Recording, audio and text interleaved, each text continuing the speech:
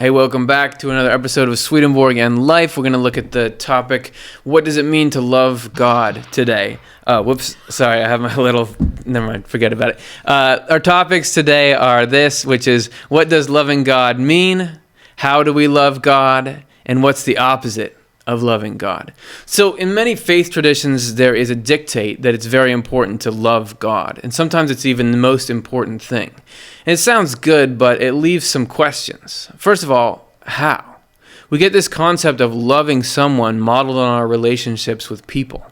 We love them by talking to them, listening, helping them, hugging them, asking them how their day was. Even people who report a strong presence of the divine in their lives just aren't interacting with God in such an immediate, responsive way. So without that framework, how do we love God? Also, why is loving God so important? I would think there are a lot of people in the world who are much more bereft, who need love more than God does. Why would God ask us to love him? Wouldn't God be more interested in helping the helpless? God is an all-powerful being, so wouldn't he be sort of the last priority for love in a world that's full of need? So what is the nature of loving God? Why is it important, and how does it fit into life? How does it affect our interactions with the rest of the human race? And why is it so high on the priority list? Stay tuned.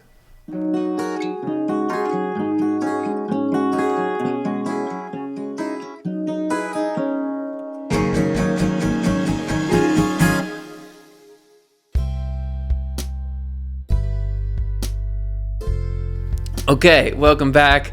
I realized I reacted to this thing. I have this timer on my phone, and it's like I'm supposed to silence it because when it gets to the end of a segment, it makes a little sound effect. But maybe you guys couldn't even hear that, but I thought I had to cover for that. So that's what that fiasco was in the beginning. It's great to have you guys here. I look forward to Monday nights. It's a lot of fun getting to hang out and getting to talk. And today I get to hang out with two people I like a lot. My guests today are Dr. Thane Glenn and Chelsea Odhner.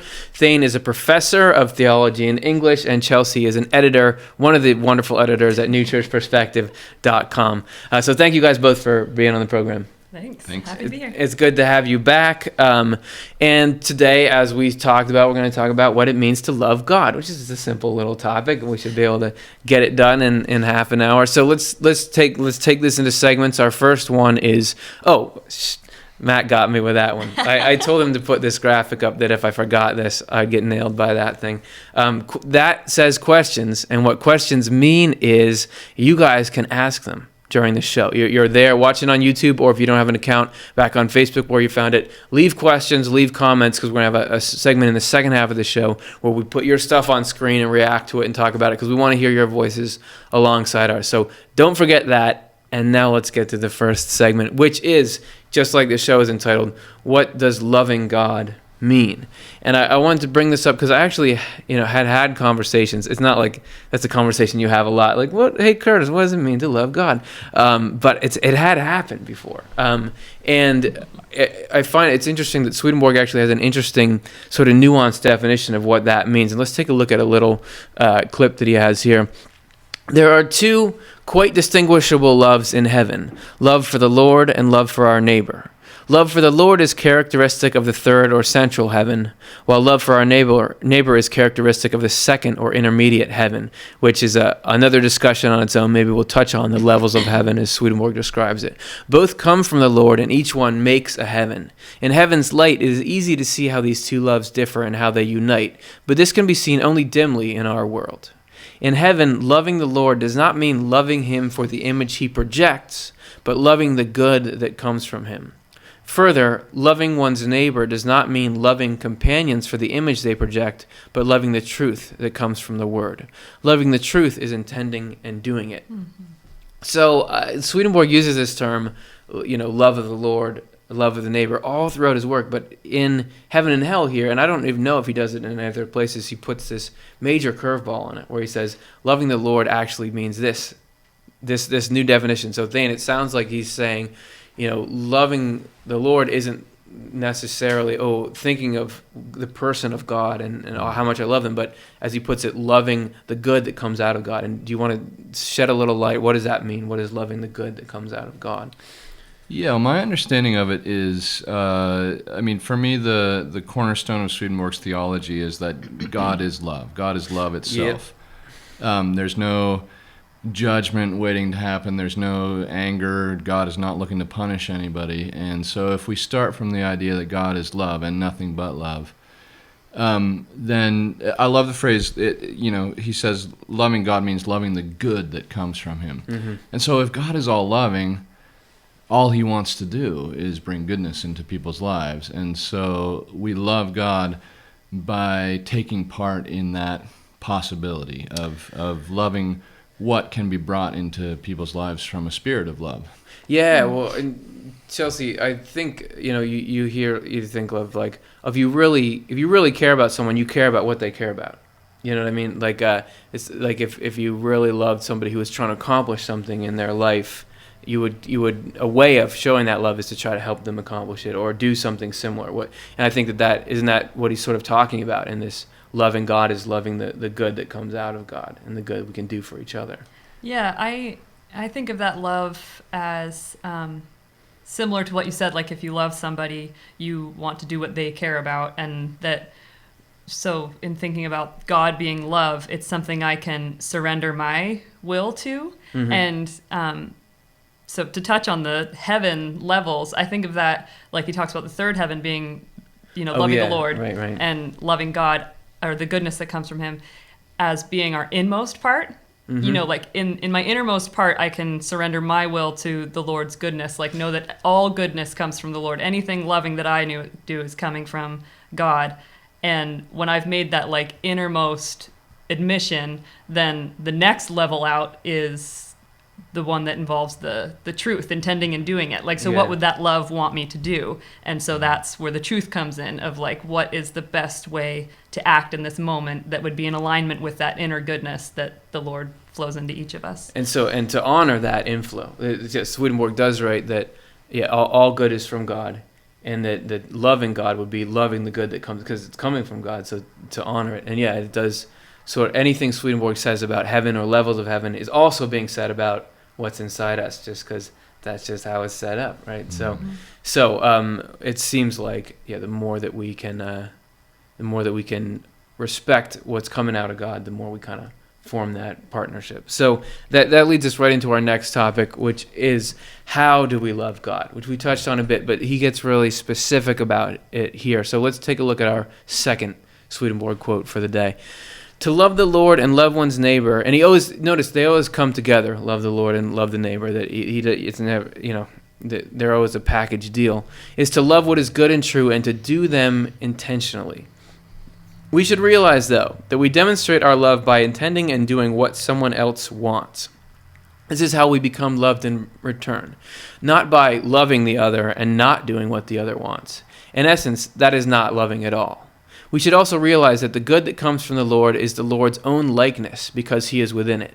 We become likenesses of him and are united to him when we make what is good and what is true matters of our lives by doing them intentionally, since intending something is loving to do it. And Swedenborg is so dense. I should have split that up into like 4 slides. But with 2 ideas that I want to pull out of there is, one is this idea of, loving someone is doing what the other one wants. And obviously not in just like, okay, I love you, so anything you say I'll do. But the idea that you can't just sit back and say, oh yeah, I love you, but I just don't care about your needs or what you want or what you think about.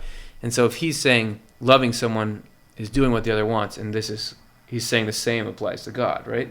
Mm-hmm. Yeah. So what I'm saying is say something really insightful based on that. Maybe I could think of something. I was doing something right. I would never, if I'm really wanting to love God, I can't say, oh, I love God, and then excuse behaviors of mine that I know are completely opposed to what that love would do in my life. So I'm not going to behave in a way that is actually counter to the love that God really is, or at least try to practice that in my life. And I like how he says that so to do that, we make what's good and true matters of our lives, and we do them intentionally. Mm-hmm. I like the thought that just came to my mind was like that when we live, we apply that to ourselves. Like, so practicing self-examination and seeing what are the ways that I can behave that are better aligned with the Lord's love. Yeah, and so that's good. That's what I was talking about. Just say something insightful from it. That's good. That's a good point. And the other thing that was in that was this, that good is the likeness of God, or something like that. Thane, what is he talking about there? Yeah, I've thought a lot about that.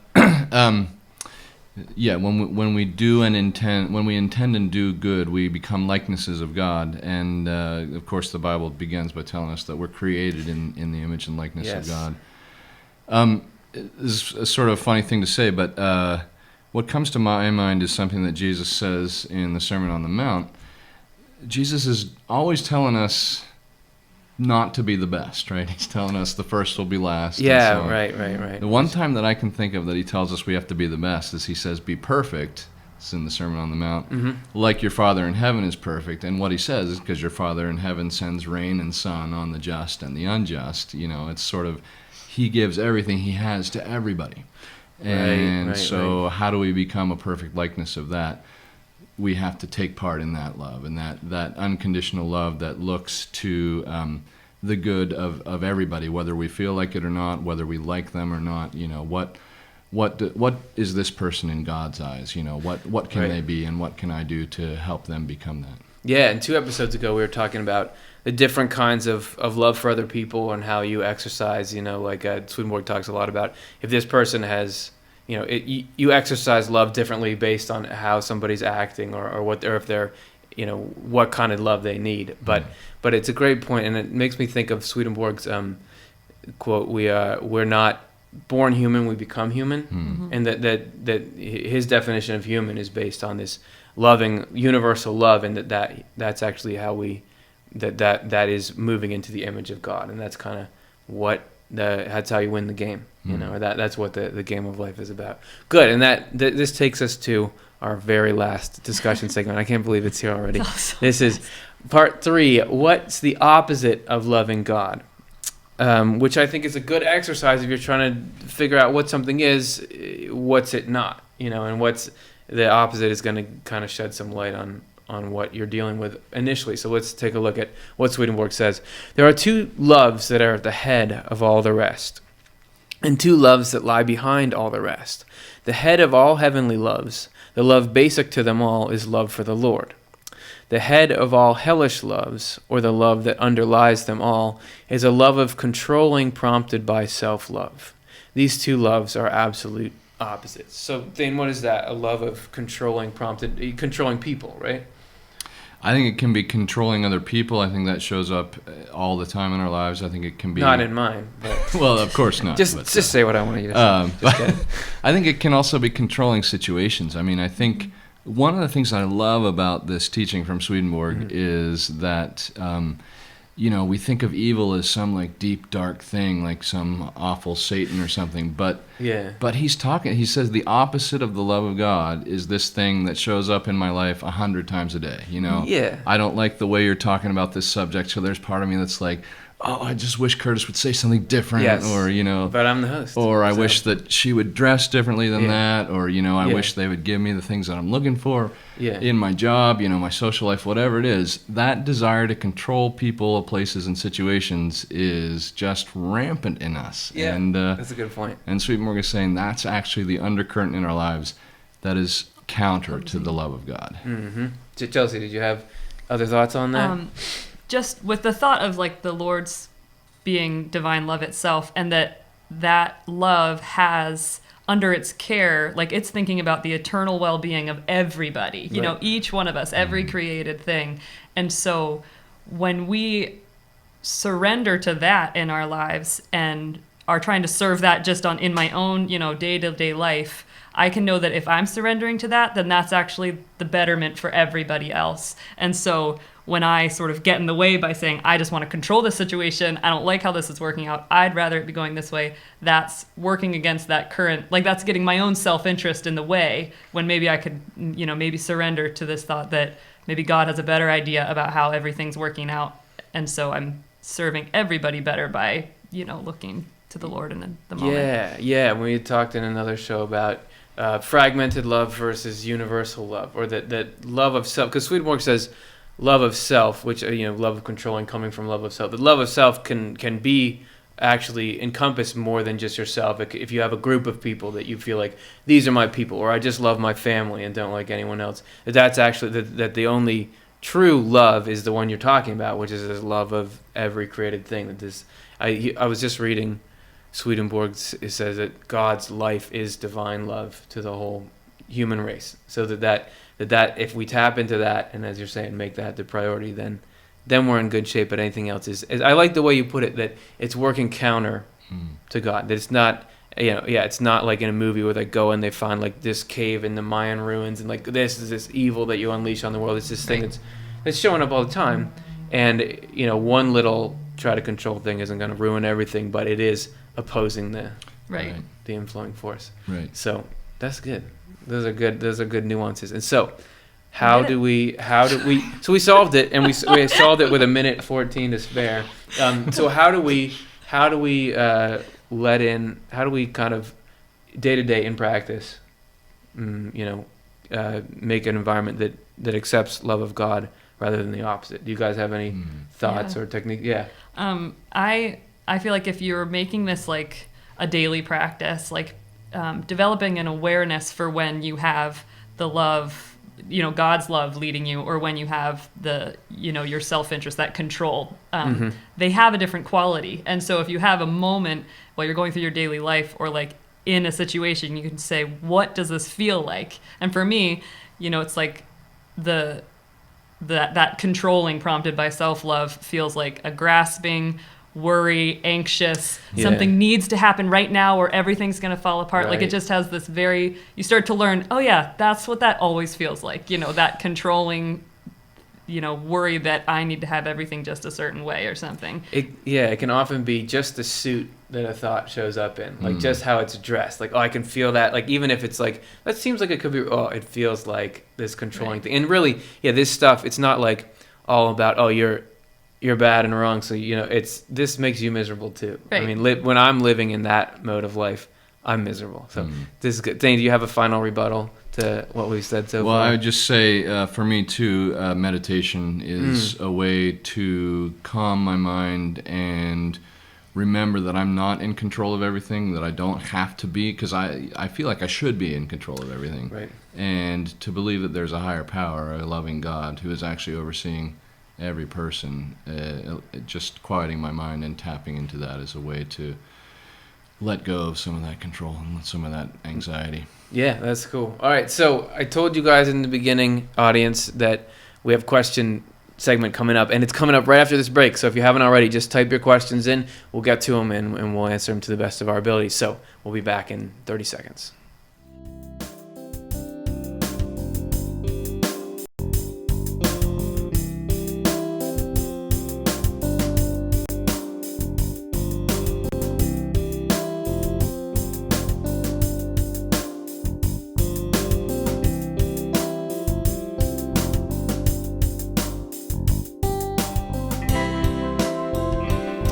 Okay, all right, so now it's time for the segment of our show that sometimes is called questions, sometimes called question and answer, sometimes, hey, there's that lower third again, sometimes called question and no answer. So let's get to our first one here. We have from YouTube, Will. I am new to Swedenborg. Did he have visions while in the body, or did he have out-of-body experiences? If the latter, did the spirits and angels acknowledge his presence? Did anyone act as an ongoing tour guide, or was Swedenborg always an invisible spectator of activity in the after-death realms? So all this material we've been talking about is based on Swedenborg. So where did he get his material is kind of the question. So thanks, Will. Do you know the answer, Chelsea? Sure, I'll start, then Thane can correct me.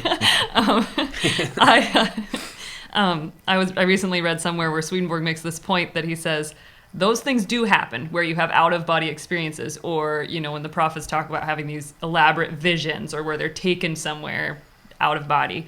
But he makes this claim that his experiences were not that. They were just as real as being just awake in his mind, in a sound mind, having full interactions with angels and spirits in the other world, as well as being able to carry on his life and duties in the physical world. And and that also in lots of his, they're often called memorable relations, or just his stories about his experiences in the spiritual world. He'll often have an angel guide. I don't know if it ever says if he gets familiar with like, oh, it's you again, or something. But Jerry. He's often mentioning the angel guide brought me here, and so he's having conversations, and there's a lot you could read about there. So. Yeah, for sure. Thane?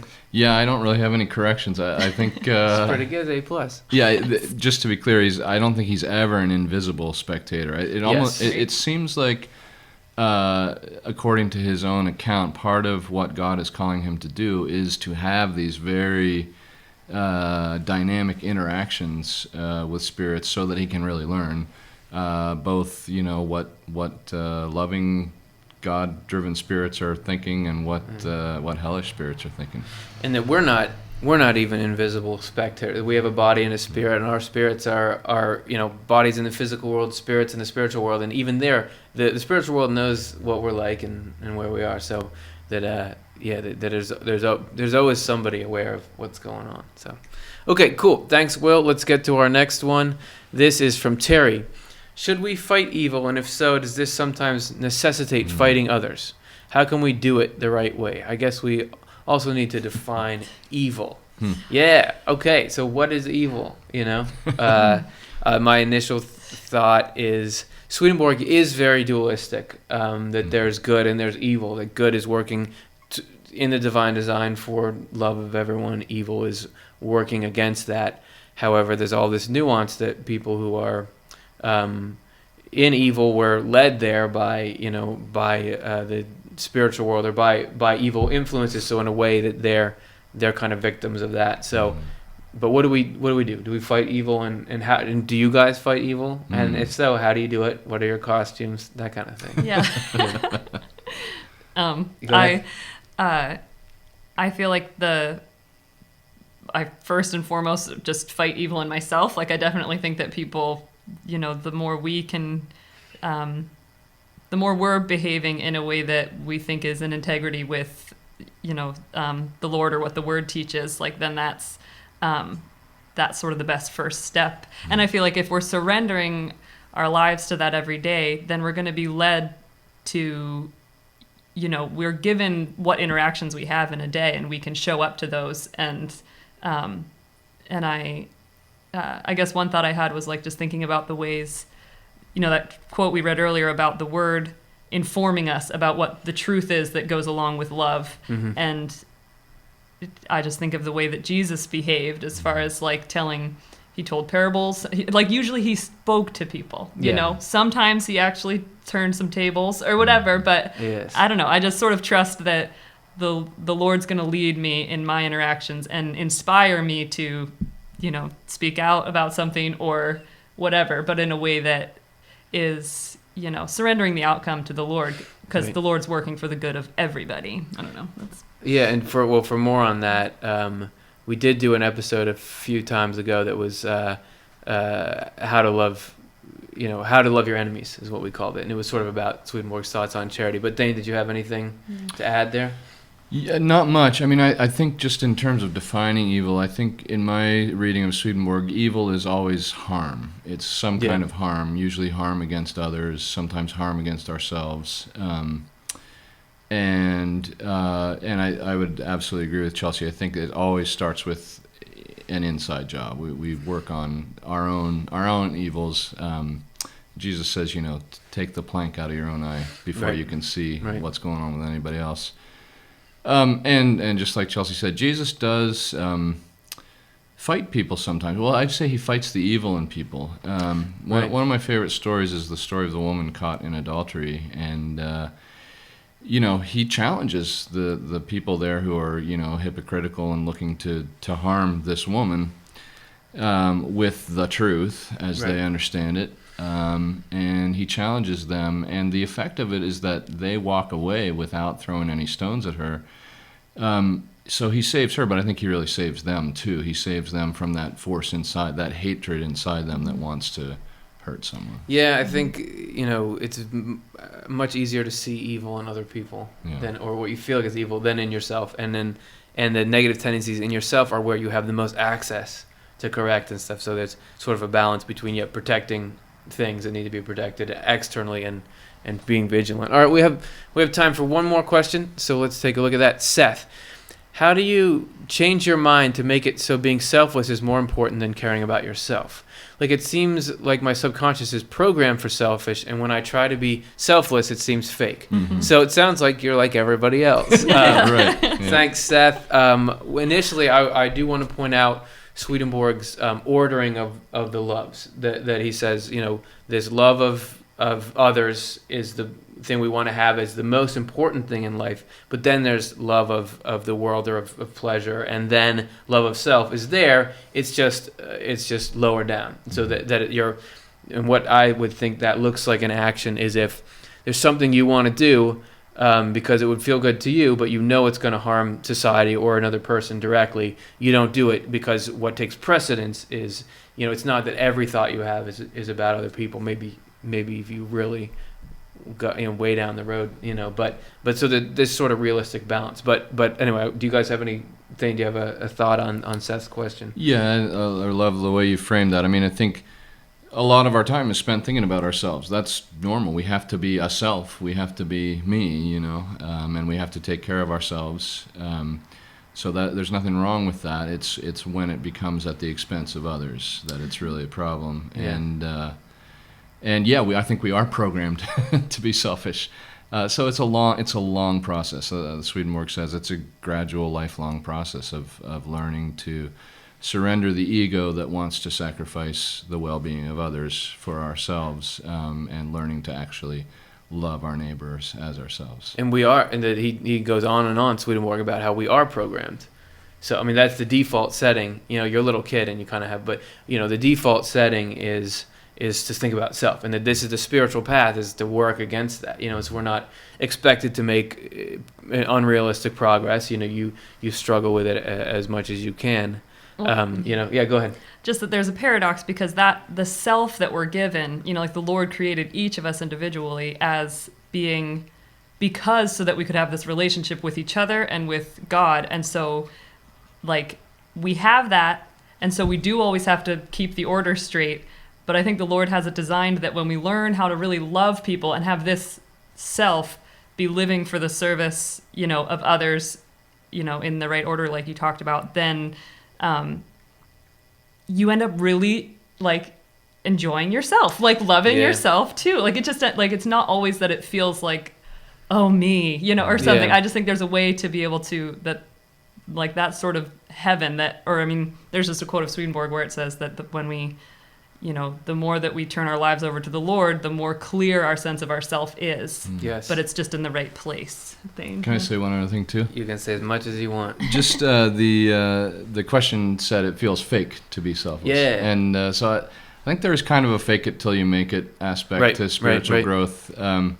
Swedenborg's phrase is "act precedes, willing follows." Oh, right. It's, if you do the right thing because it's the right thing, you might not want it. It might feel kind of fake, but still you're doing the right thing, and eventually you're going to start to love that, and you're going to start to love who you get to be in that interaction. Right. Yes, man. I feel like there's so many things to be said on it. I'm thinking of the sun and the moon. And Swedenborg says that that these are like, there's like two different states. One is where you're kind of where you can feel the love, and you're like, oh yeah, of course I gotta love people and act like it. And the other one is more analogous to the moon. It's like there's not really that I gotta feel it, but this is the right thing to do. You just see the sun's light reflecting off the moon. And then another thing, so sometimes it's gonna feel like, this feels a little fake, got to do it. Even you even vacillate even as you're making progress. And then another thing is this whole love of self. He uses the terms a little different than we might think of, like, do I like my personality? Do I think I am cool? That his love of self, as he describes it, when you really are in it, is a loving hatred of everybody else. It's a really like desire to control and dominate everyone. It's more like if you were head of the mafia or something.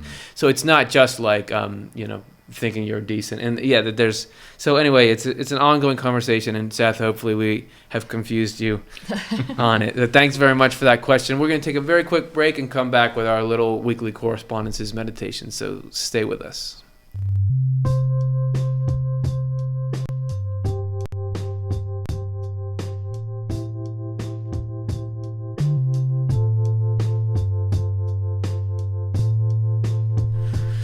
All right, thanks everybody very much for those questions and comments. They were great. If you're watching this afterwards, you can go ahead and leave one anyway, because we'll try to get to it next week or at another time. So we're going to finish with what is called Correspondences, which is this little exercise that we do every week where we try to look for the symbolism in objects. Swedenborg described correspondences as it's a complex idea, but it's basically that there are sort of images of these deeper spiritual realities in the physical objects we see around us. And today we're going to talk about dew.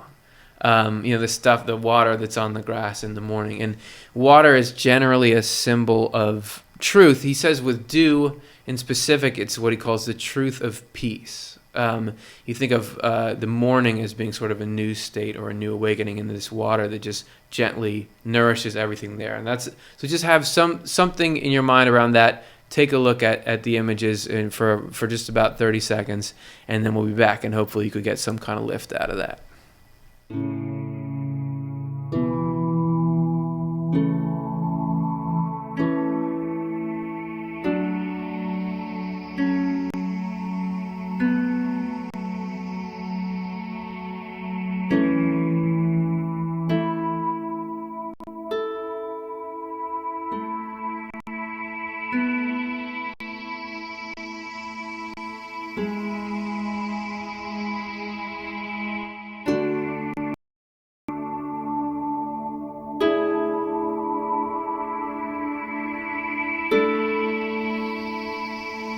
And it makes sense. I mean, dew arrives so peacefully. Even rain can be disruptive and can hit you in the face, but like dew is just like, it's just there, So everybody, thank you very much for watching. If you want to support the program, it's a nonprofit, Swedenborg Foundation running it. You can make a small donation via PayPal. Just open up the description of this video, and any little contribution helps just keep this going and spread it to people who might find it interesting, and hopefully you did tonight. So thanks for that.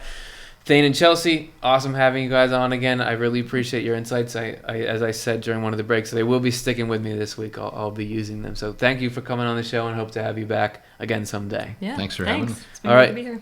Awesome. And we're gonna be back for all of you guys the exact same time next week, exact same place. So we'll see you then.